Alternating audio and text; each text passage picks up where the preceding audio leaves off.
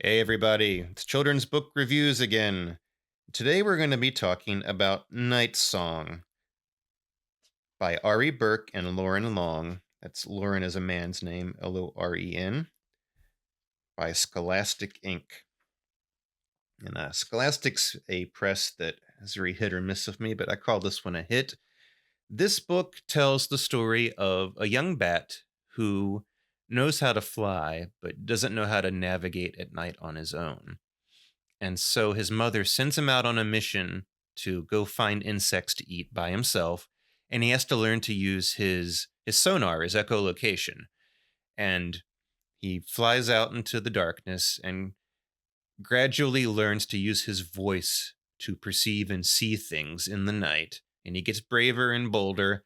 And he goes to the place where he feeds. And then he gets really brave and goes even farther beyond that, down to the ocean, where he sees the ocean for the first time and is very triumphant at his ability to navigate and fly on his own.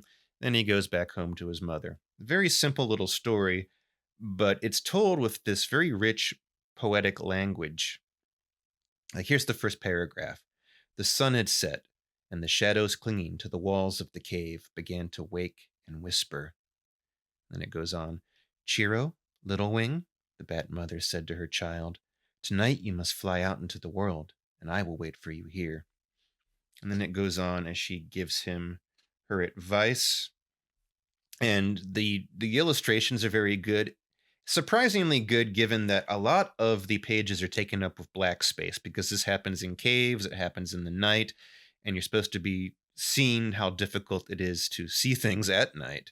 So many of the pages, there's just a little bit of color or brightness amidst the darkness, but it somehow works. It doesn't feel like a ripoff or cheap. It feels very on point for the theme of the story, with this little bat learning to make his noises and see with them in the night. Also, of course, the little bat himself is completely adorable.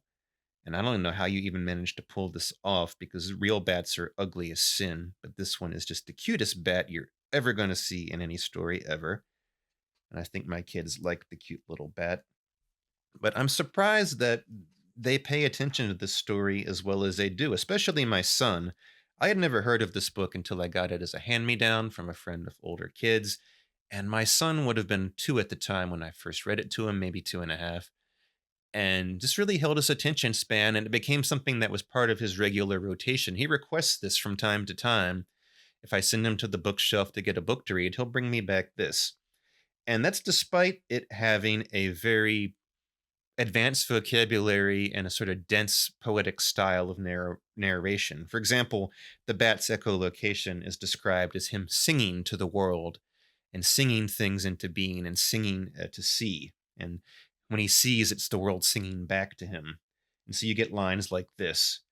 Tall trees called out to him, chanted the lengths of their long branches and the girths of their rough trunks. Gleefully, he flew through the woods, past pines, over maples, and away. So it's a bit advanced vocabulary for a small child and some fairly complicated sentences.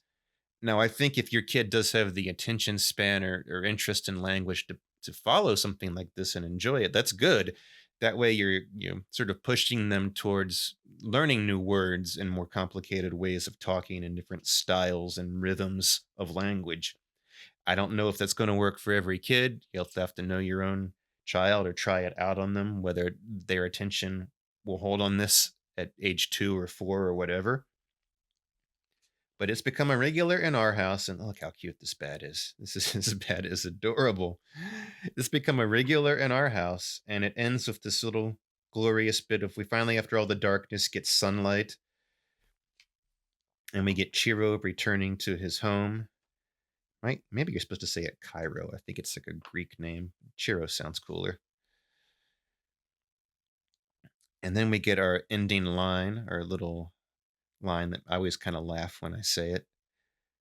His mother caught him all up in her wings and asked, was it very dark in the world, little wing? What did you see? Why, Mamma, Chiro said, laughing, it was very, very dark, and I saw everything. And then he yawned and turned his head into the warmth of her body, letting the rising sun's quiet song carry him lull him, sing him to sleep. The end. Definitely recommend Nightsong. Go check it out.